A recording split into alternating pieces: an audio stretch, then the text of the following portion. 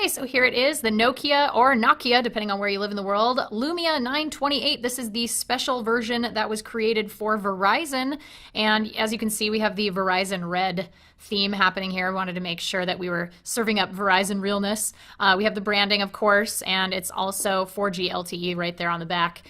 You can see it's a little bit different design here. So the 920, which is here, it's not as rounded. Obviously, we have some flatter edges, which is a little bit different.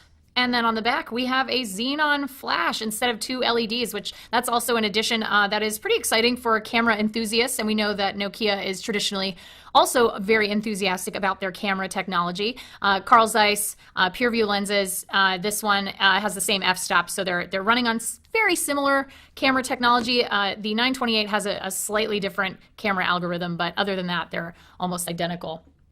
Well, the Nokia Lumia 928 has an AMOLED screen, which is a little different than the 920. The 920 has an IPS LCD, but they do have the same PPI. It's 332, 4.5-inch screens, and the same resolution. So pretty similar in terms of looks. Honestly, this screen is really beautiful. Of course, with AMOLED, the blacks are super deep and rich, and really does the Windows Phone 8 UI justice. Very brightly colored UI that we're all familiar with. So let's check out a couple of different things happening on the phone here. One of the things that a lot of people haven't quite noticed is on the 920, the screen starts at about right here. And the bezel on the top is actually a little bit shorter than the bezel at the bottom. Actually, it's quite a bit shorter. I want to say it's about half the size of the bezel. On the 928, Nokia has actually fixed that. So now, instead of having to kind of reach a little farther with your right thumb, you don't have to do that. The screen is pretty well centered, which is kind of a nice thing if you enjoy typing in landscape mode.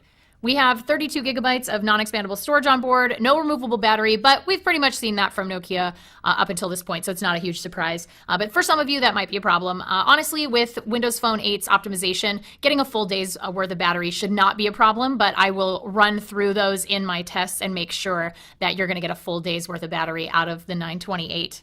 Other than that, it's pretty similar to the 920 and the 925. In terms of specs, they're pretty much identical. They're using 1.5 gigahertz Snapdragon S4 Plus dual-core processor. It's got 1 gig of RAM. They also both have 8.7 megapixel cameras on the back. So you're looking at pretty similar cell phones here. Really, it's just a matter of design. If you were hoping for colorful phones on the 928 on Verizon, I'm sorry, you're in for some disappointment.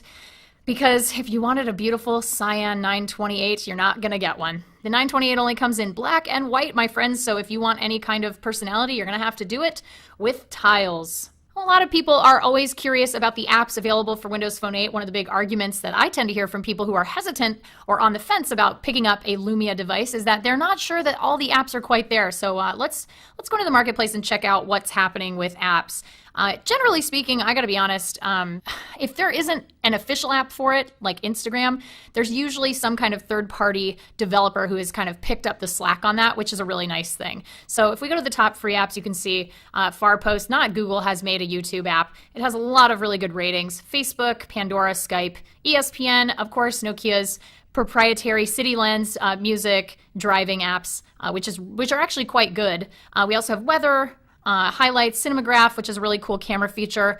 We have Netflix, SkyDrive. I mean, pretty much the things that you're looking for are going to be here on the phone. And I know that Google is not planning on having native apps, but generally speaking, Nokia tends to pick up the slack in terms of mapping. I don't think that you would be desperately missing anything in particular unless you had some very specific app that was exclusive to either iOS or Android that you would be missing. This is Instance, so that's the Instagram app, very popular.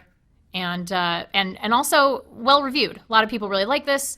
Love being able to post photos on Instagram. So it's definitely getting better. I would say getting better. So if you're on the fence, give it a shot, because honestly, Windows Phone it's a good operating system. As with all of them, they have their own pros and cons. There are some things that I don't care for in Windows Phone, but there are some things I also really like. Live Tiles is really fun. It's a great way to sort of see all of your information at a glance. I do like the Xbox integration, and it's always really fun to be able to have that available to you. Obviously, Smart Glass, a really, really cool feature that I'm a big fan of, especially with Game of Thrones.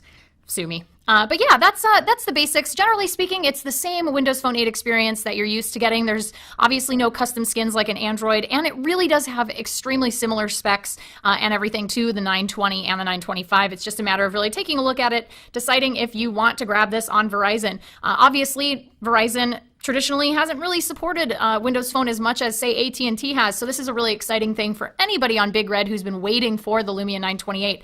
I'll have a full review up in maybe a week or so, but please feel free to drop in any questions in the comments and tell me what features you might want to see me cover, and I'd be happy to go over to them in the full review. Until next time.